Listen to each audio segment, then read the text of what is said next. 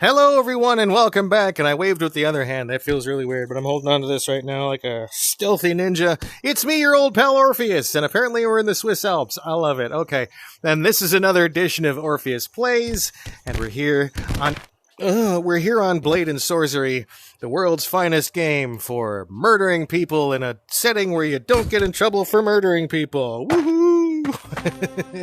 I hope you're doing well wherever you are right now. I hope you're having a great day. And if you're not, hey, maybe I can do a little bit here to help you out. And I can't do anything here to help myself out except for spider walk across the side. All right. So we're here doing survival mode. It's a mode where people come out in waves. I kill them with various weapons. and you enjoy the whole thing while listening to some goofy stories or whatever random odd thoughts are in my head. So today, I'd like to do a little episode of Marketplace Mauling. Oh, look, it's a floating bucket. I'm going to be using my Thor's hammer today, or at least Thor's hammer if someone had, kind of gotten the handle going a little bit. Oh, boy. Anyway, so we're going to be doing some maul action here today. I'm going to just basically ignore all the weapons they give me, and I'm going to enchant this one up, a little bit of gravity. We're going to send people flying into the stratosphere here today. So let's grab a knife here. We'll throw this into our pit of doom. We'll just call that doom today. It's not the Brad today. It's not the pit of Brad. We'll call it the pit of doom. Pit of doom. All right, so here we go. Start things off. Yeah. See that? That's going to be these people's heads. All right, traditional slow motion kill of the day coming up. Here, I want to bash you in the nuts. And now, leg sweep from Jesus. Goodbye. Goodbye. Oh, the wall ate him. That's pretty cool. Oh boy. What? Hey, where'd he go? What was that? Okay, well, now we got people that teleport in and out. That's awkward. Oh, boy. Come here. Did I accidentally hit her? Okay, let's golf swing. There we go. Oh, boy. She's just going to chill out right there. She said, I'm not sleeping. I'm just resting. Hold on. No, I'm helping you. There we go. Nope, you get nothing. Now you have an enchanted sword. What are you going to do about it now? Huh? Come here. First, I would just like to get to know you. Who is your daddy? What does he do? Kindergarten Cop. Great movie if you haven't seen Arnold Schwarzenegger in a decent comedy role. That one's actually really funny. It's not a tumor. But, yeah, another day. You know, I was just getting ready, to come on here because I just had a grocery delivery come to the house. If you haven't done that stuff before, the pandemic made it so, a lot of companies suddenly were like, you know what, we need to do home delivery. And it's great because it's like I can go onto an app and boop, boop, boop, boop, boop. Here's the items I want. It's more than $35. All right, bring it to my house, and they can have it at my house in 2 hours or less. The more I pay, the faster it gets, but that's how it is in most things. Money can always solve just about everything. But, so I just had a grocery delivery. I love that they can do that because it means I don't really have to, I don't have to, leave the house for anything. Well, that sounds really bad. I don't have to leave the house for anything. Well, I mean, I technically don't really leave the house anyway. I'm a house husband with brain damage, so going out in the world can be a little scary for me sometimes. But so I get these deliveries, and so every time that I order something, right, whether it be online on the big old Amazon, the jungle and the river, the big online retailer, yeah. Every time that I order something... Whoa! What is going on, lady? You alright? You need some help, dear? So every time that we order something, or I go shopping or something, I'll get a few extra things, right? Like a couple extra cans of corn, or a soup, or a extra box of cereal or something. And what we do is we put it in like one of the rooms in our house on like some wire shelves that we have. And so that was the idea at first. Just get a few extra things in case things go a little weird and the supply lines get, strained for a few days. As a matter of fact, the Center for Disaster Emergency Preparedness or something, the government, CDC or anyway, somebody says that you should always have at least 3 days of food and water available at your house, just in case something goes wrong, like, maybe there's a hiccup in the trucking industry and it takes a little bit of time for your local grocery store to get something. Because, if there's a shortage, you probably saw with toilet paper, if there's a shortage on something, everyone goes and gets it, like, now. They buy everything, they go out to the stores and clean the shelves off and stuff. Hey humanity, good on you for acting like a bunch of like complete animals when it comes to this stuff, but whatever. Anyway, so it's good to have just some stocked up stuff in the house.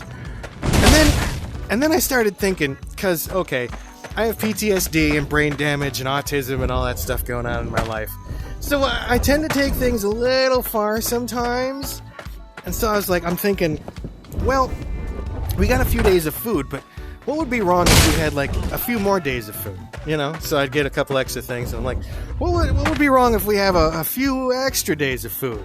Have a couple weeks worth of food, and no big deal. And I start getting things like, case of SpaghettiOs or case of Raviolios or, some freeze-dried food and some energy bars and start banking up pasta and soup and crackers and stuff. And then I look, and I'm like, there's an entire wall of my house now that is like covered with food and water and then it didn't stop there. I went out and I was like, we got all this food, but what if we're stuck at home and one of us is injured? So it's like, well, we need a good first aid kit, as everyone should have. Go out and get yourself a good first aid kit, I'll tell you. The number of times in my life I've had to do self-surgery. Well, that should be another episode, although it'd be kind of gross. The things that I've done because I couldn't go to a doctor or there was just not one available. Oh boy. Anyway, that'll be in a video about when I almost chopped my toe off. Hoo-wee. Anyway, so, of course you need a good first aid kit, right? But what if you need more than that? So, you get yourself a military field surgical kit, and then, you need to do sutures, so you go out and you get yourself one of those medical staple guns and a suture kit, and then you start going, well, what if someone gets impaled on a piece of rebar or something, gets shot or something? I'm like, well, then we need chest vent special things. And then I look, and there's an entire shelf now in that room that is first aid things like saline solution and syringes and all sorts of stuff like that. And I'm like, okay. And then I'm like, well, we probably need some self-defense stuff. And so I go and I get a machete. I get all this stuff. And then okay, I need ways to make fire and communication and light and so there you go. You still hungry? Would you want something else? Go visit the food court. There you go. So I'm looking, I'm like, okay, well now I got all this stuff. And I look in that room and I go, wow. What is going on? Why do I have all this stuff? Now, you're thinking right away, well, Orpheus, it's obvious you're a prepper. Here's the thing, though, I'm not. I like the concept of security, right? Being able to say, hey, family, I got this. Don't worry about it. If we're not able to get to the store for a while, and it's funny, I call it the store here in our house. So if my wife goes, oh, we need another bag of chips or something, I'll go, let me go to the store, and I walk into the next room and come back. But it lets you do stuff like that, so you don't have to go out to the store if it's particularly dangerous, so there's a shortage on things. But I go, oh my god, we've turned into prepper family. But the thing is, I don't feel so bad about it, because if there used to be a National Geographic show, I think it was on Discovery too, called American Preppers or something like that. Yeah, I think it was American Preppers. And oh no. and they presented all these families and different scenarios. So it's like, I believe that the world's going to come to an end because of a solar flare and a coronal mass ejection that will completely shut down the entire power grid and put mankind back into the Stone Age. And then you like, or like, I believe that it's going to be economic collapse that makes it so we all starve to death and everything, you know, some horrible doom and gloom scenario. And then they'll spend like 10 minutes showing you like the lengths that these families go to. We got ourselves a nuclear missile base that was decommissioned in the 1970s, and we live in here. And it's like they take you on this tour of like the inside of a like a missile silo. Yep, for the last 10 years now, we've been pumping water out of this section because it got a little flooded. Like this, oh, there's some dry rot here, and it's like you just spent like $500,000 on a fixer-upper that you're gonna hope to live in if the apocalypse comes. Or it's like, yeah, I've dug tunnels and everything all over my property, and I practice. I put on my camo gear and I go out with my bow and arrow, and I pretend that there's insurgents, and it's like, okay, hold on. First of all, calm down, right? There was one guy. Oh, okay, so they'll do all that. They'll show you all the preparations, and they're usually just, you know, it's TV, so they're extreme, just completely off the radar with how weird these people like can be when they're preparing for this stuff. But there was one guy on these that's like, he was like in his late 50s, and he was like severely obese. I mean, like, to the point where he was like, yeah, I got diabetes, I can't walk right without a cane, you know, I got knee problems and hip problems. And they're like, so what's your plan? And he's like, you know, I have security. And like they show him like creeping around on his property with a gun, just like creeping around and stuff. But since this guy is like huge and all like his body's all busted up, it just looks like he's just completely out of breath and miserable the whole time. So it's like, this would not be a stealthy dude. But then they're like, you know, your security needs some work, you know. He says, well, I got my dogs. they cut to this guy's storm door, his screen door, and there's like 4 or 5 chihuahuas. They're just, it's like, well, that's my security. I got my dogs. They'll bark pretty good if someone comes on my property. Yeah, because that's good. If my family is starving and the apocalypse has you know, rolled around, and like, okay, I gotta feed my family. Well, there's this guy's house. I see him through the front window, you know, like sitting there, looking like an easy chair, and it's like, yeah, I'm gonna go in and rob this guy blind, and then I creep up to the window, and 5 chihuahuas pop up, and I'm like, no, not this place. He's protected. Yeah, good on you, buddy. That's gonna do great for you. But like, thankfully, we're not like that. You know, it's not like I'm preparing for social turmoil and the destruction of the economy of the world. You know, like if there's an earthquake or something, I'm ready. If there's a tornado or something, I'm ready. If there's a hurricane or something, I'm ready. I'm just ready, right? And I've talked before in my episode called Always on Guard. There's a hidden kind of message in that one. Not only do I beat people down and I talk about things in life, but I also discuss that I have we have both bug out bags and get home bags. So I carry a bag that I go, when I go outside to the store or somewhere else, I'll take this military bag with me that has a bunch of stuff that, you know, will allow me to survive a little bit out there, give me enough breathing room that if I need to take a day or two to get home for some reason, right? Let's say I go to a nearby city, drive a couple 100 miles, and then suddenly there's a big wreck on the highway and no one can get back. Well, no problem. I've got food and water and like survival stuff, basically. I can start a little fire and things like that. So yeah, I got that. But then the bug out bag, my wife and I both have our own, and they've got items in it that you think you'd need for, you know, again, like 3 days out in the field, you know, trying to survive. And then it's really important, folks, if you're going to put together any sort of kit like this, because you should, if you don't already have a plan, you know, you should, really, seriously. if you don't have this certain thing in your survival kit or your bug out or your prep kit or whatever, comfort items. Comfort items. You want things like board games and like cars and like you want a little radio or an MP3 player that has some good songs on it.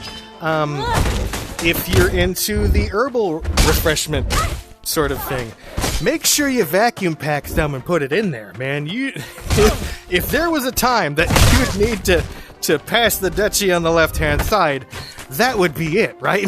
So things are legal here in my state.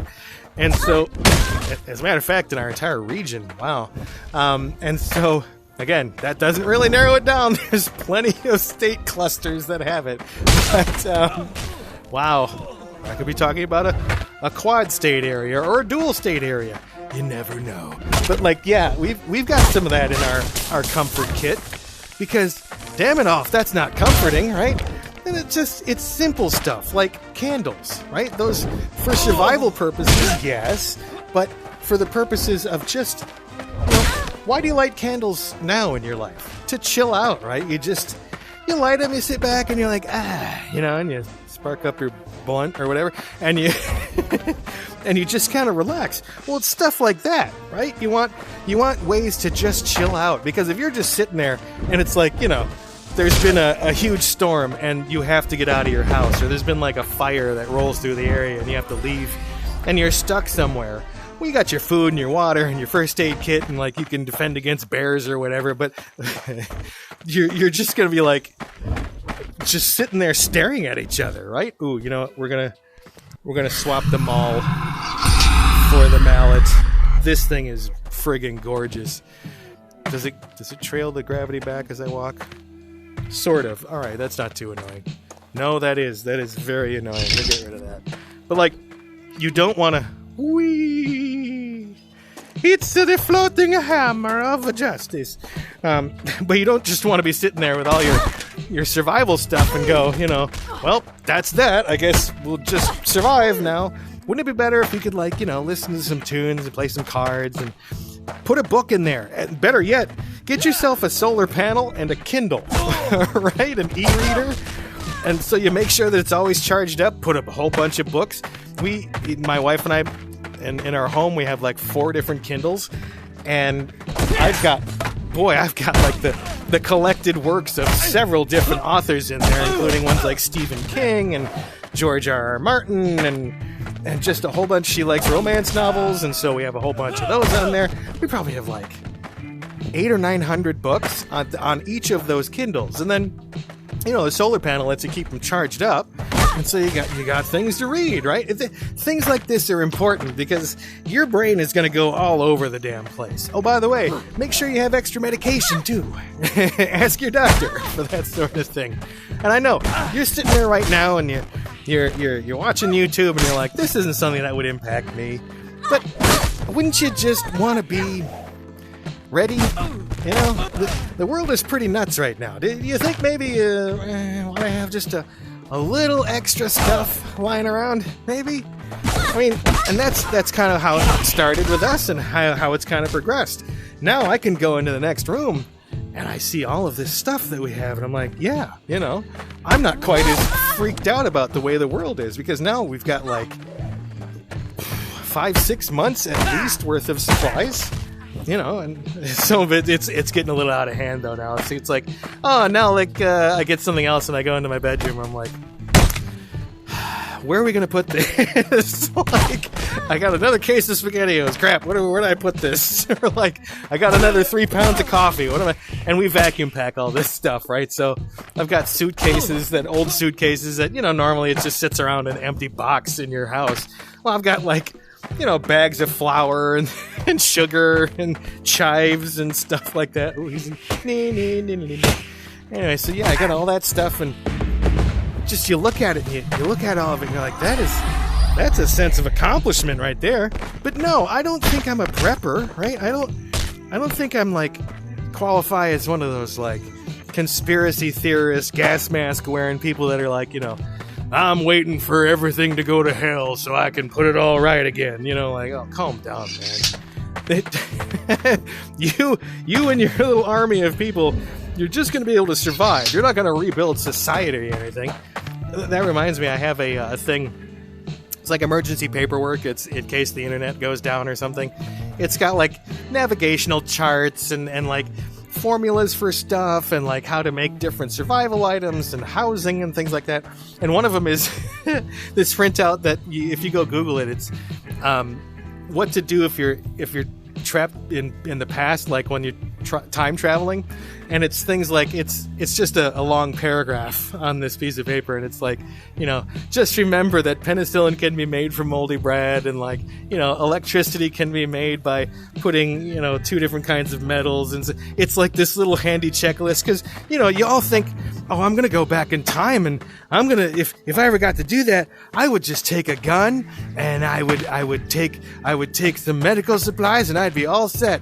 Except for the fact that you and your superior knowledge that you think you have back in the past, what are you going to do with it? I know how electricity works. Okay, go ahead.